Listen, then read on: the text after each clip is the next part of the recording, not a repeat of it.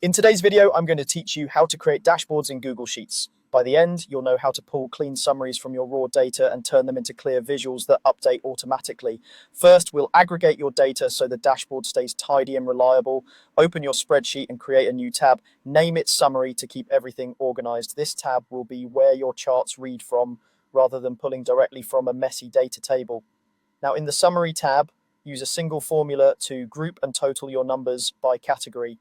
Type this exactly. I'll query datasheet A to E, select B, sum D, group by B.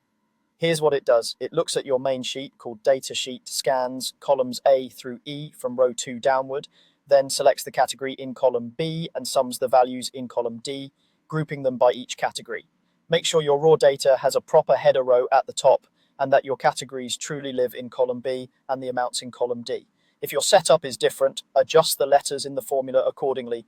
Because the range uses A to E without a row limit, it will automatically include future entries you add below your current data, keeping the summary fresh. If you see any errors, double check your column letters and confirm that the values in column D are numbers, not text.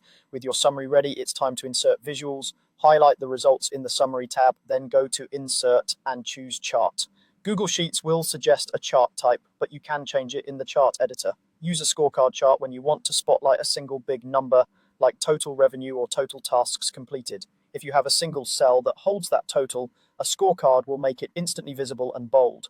For category breakdowns, switch to a pie chart for share of the whole views, or a column chart when you want to compare categories side by side. Give your chart a clear title, pick colors that are easy to read, and make sure the data range correctly points to your summary table. As your raw data grows, the summary will update, and so will your charts, keeping the dashboard current without extra work. That's it. Aggregate cleanly, then visualize clearly, and your Google Sheets dashboard will stay both accurate and easy to understand.